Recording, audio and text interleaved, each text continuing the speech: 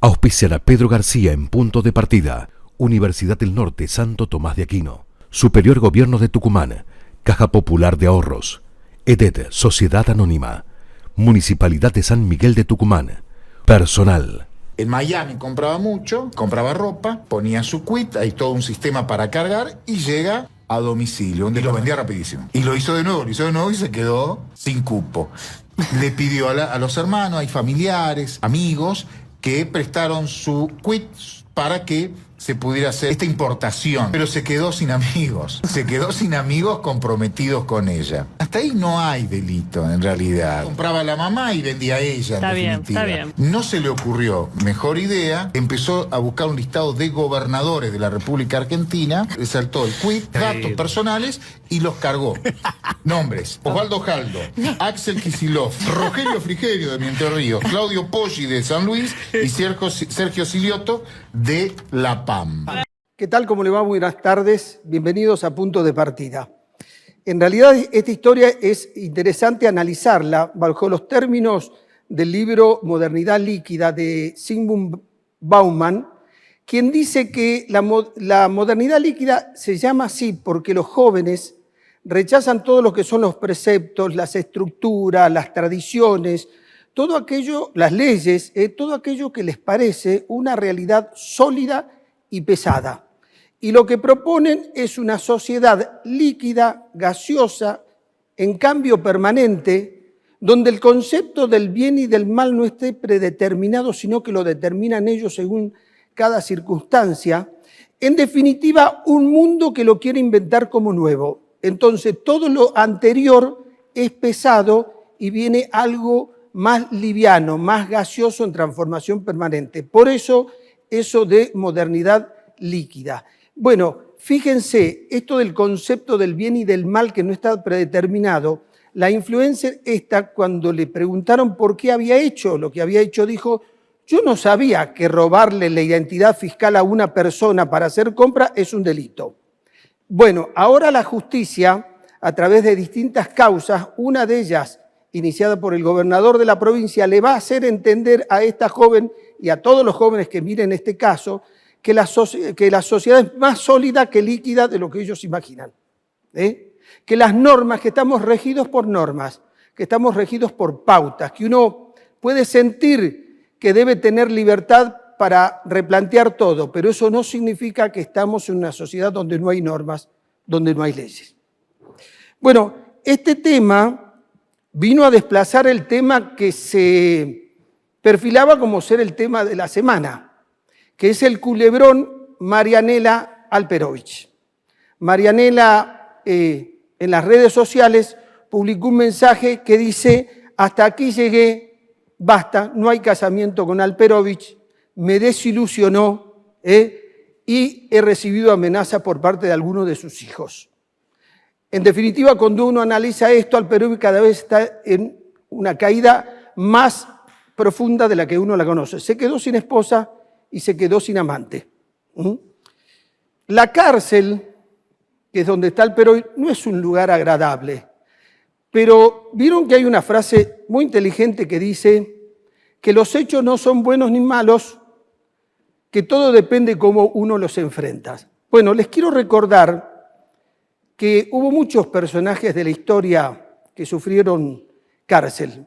Uno de ellos fue Miguel de Cervantes, 2 veces preso. Sin embargo, escribió el Quijote, o sea, la cárcel no frenó su brillantez. Escribió el Quijote hace más de 400 años, es el libro más traducido y hasta el día de hoy se sigue leyendo y releyendo.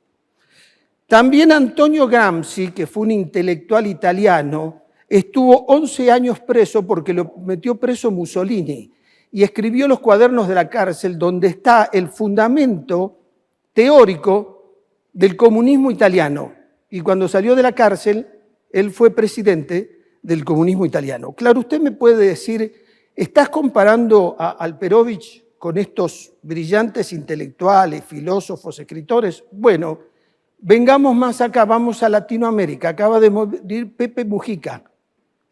Estuvo 14 años preso, recibió varios balazos, nunca renegó de la cárcel, sabía que era una consecuencia porque él fue subversivo, Salió de la cárcel y fue presidente de la Nación. Y en Uruguay es uno de los políticos más destacados de las últimas décadas. ¿Saben cuál es el problema que tiene Alperovich? No es la cárcel, es que lo único que aprendió en su vida es a juntar billetes. Por eso la cárcel le significa un gran peso, porque tranquilamente podría ser un paso para un salto posterior. Pero Tucumán, el problema de Tucumán no fue que Alperovich fue gobernador, que ya lo definí en otros programas, fue un accidente cósmico que sea realmente gobernador de Tucumán, sino el círculo de aduladores que tenía que aceptaban su conducta y lo imitaban. Le festejaban todas las crueldades sociales y políticas que rigieron durante sus 12 años de mandato, se llenaron los bolsillos, a Alperovich lo hicieron sentir una divinidad y Alperovich les creyó y se sintió un dios pagano. Al sentirse un dios pagano, se creyó eterno. ¿Por qué hablo tanto de Alperovich? Porque es lo que tenemos a mano para sacar muchas enseñanzas para una provincia que no debe repetir estos hechos y estos personajes. Entonces, con Alperovich tenemos que sacar una enseñanza, si no nos sirve. La primera enseñanza es que el poder, y esto para todos los políticos, es efímero. Por más poderoso que sea uno, el poder es efímero. Segundo, los excesos se pagan. Se pueden cometer durante un tiempo, pero en algún momento viene la cuenta. Hay que controlar el libre albedrío, porque ese es el que nos lleva a la gloria o al infierno. Si no aceptamos que estos procesos nos tienen que dejar una enseñanza, lo de Alperovich no sirvió y se puede volver a repetir. Otro tema, la Corte Suprema de Justicia de la Nación dejó firme el fallo contra el ex legislador José Orellana por abuso sexual simple. En este programa, en Punto de Partida, advertimos en varias oportunidades que él tenía que ser o separado de la legislatura o tenía que pedir licencia hasta que se defina el caso o tenía que renunciar. Bueno, ahora renunció, tarde, pero renunció, porque teniendo 2 fallos en contra ya se tendría que haber separado del honorable cuerpo legislativo, porque uno pierde el carácter de honorabilidad, o sea, el respeto que le tiene que tener la sociedad por su buena conducta, por su ejemplaridad. Lo había perdido. También hay una enseñanza, porque la legislatura banalizó los 2 fallos en contra de uno de sus miembros y en ningún momento actuó como esperaba la sociedad que actúe. Después no se pregunten por qué hay un divorcio entre la sociedad y la política. Las elecciones provinciales del 11 de mayo dejaron varios elementos para el análisis. En primero, están ganando los oficialismos. Ustedes fíjense que ganan los gobernadores que están en el poder. El segundo punto que hay que tener en cuenta en el análisis es el que el peronismo está en caída y que tiene que frenar esa caída y de ahí comenzar a recuperarse. Y que la Libertad Avanza se está consolidando. Pero fíjense que hay un hecho muy interesante. Es que cuando uno va a una provincia y mide la opinión pública respecto a la Libertad Avanza, tiene un apoyo determinado. Cuando se le pone nombre al candidato, a veces el apoyo que tiene de la sociedad baja. ¿Saben qué significa eso? Que Milei no puede transmitir el apoyo que él tiene a los candidatos. Y esto abre hacia adelante un análisis muy interesante. ¿Podrá la Libertad Avanza transformarse en un partido nacional? ¿O será un partido político que nació con un líder y muere con el líder?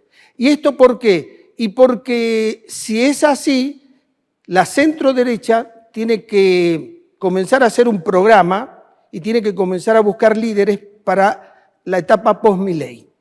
La inflación de abril, 2,8%. La pobreza, 35,4%. La salida del cepo sin traumatismo. El gobierno legítimamente siente que está siendo exitoso. Pero ¿qué dicen los analistas? Miren, Estas son buenas noticias, pero este no es un gobierno todavía exitoso. Para que sea exitoso, tiene que enfrentar las 3 reformas fundamentales que necesita la Argentina, que no lo pudieron hacer los últimos presidentes: reforma laboral, reforma previsional y reforma impositiva. Y además tienen que atraer inversiones a la Argentina, que generen mano de obra. Y además los argentinos tenemos que tener mayor poder de consumo, tiene que haber mayor consumo interno, mayor mercado interno. Bueno, cuando complete todos estos ítems, uno podría decirle a Milei entonces que fue exitoso, lo que no significa que hoy se le pueda negar que se sienten orgullosos por los datos positivos que tiene la economía. Hablemos sobre la baja de impuestos a los celulares. Es muy interesante este caso. Ya algo dije en el programa anterior. Acá lo que estamos decidiendo es 45 millones de argentinos pagamos más barato algunos productos a costa de perder empleo en los sectores más perjudicados, o pagamos más caros los celulares para sostener 6.000, 7.000 empleos que hay en Tierra del Fuego. Los subsidios a Tierra del Fuego le cuesta al país y a los argentinos 1.000 millones de dólares por año. Y esta decisión hay que tomarla. Ustedes saben que recuerdo cuando un diputado nacional de Tucumán fue a la Unión Europea para negociar un acuerdo comercial, cuando volvió yo lo entrevisté y me dijo, mira, en la Unión Europea hay grandes subsidios agrícolas porque están cuidando a sus productores.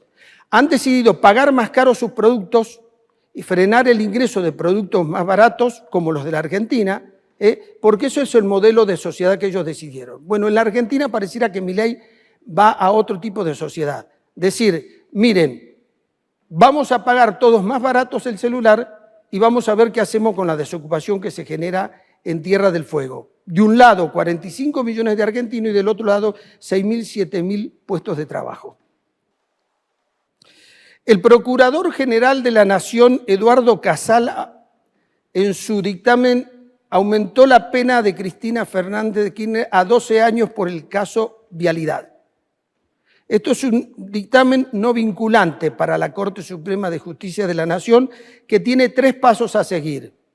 Deja firme la condena de los 6 años e inhabilitación de por vida a Cristina Fernández de Kirchner.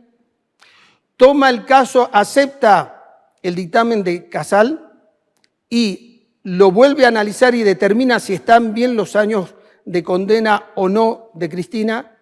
Y la tercera posibilidad que tiene la Corte es enviarle nuevamente a casación, no a la misma sala que ya opinó, sino a la Cámara de Casación para que lo vuelva a analizar el caso y vuelva a dictar otro fallo.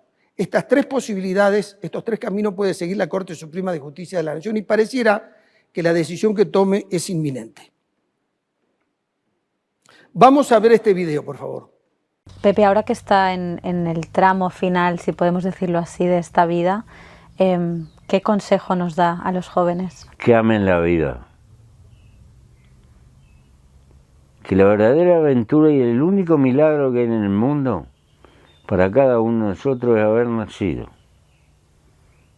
Pero como la vida es algo cotidiano, en el fondo no le damos el valor que tiene. Entonces tenemos que priorizar el sentido de la vida. Bueno, murió Pepe Mujica, un político que ha generado mucho afecto, mucho cariño, no solo en Uruguay. Fue guerrillero, recibió varios balazos, estuvo preso, como ya dijimos, cumplió con su condena, fue presidente de Uruguay, ejerció la tolerancia y en ningún momento tuvo resentimiento cuando llegó al poder respecto a lo que le había pasado durante su vida. Es un ejemplo de austeridad, de mesura y de tacto.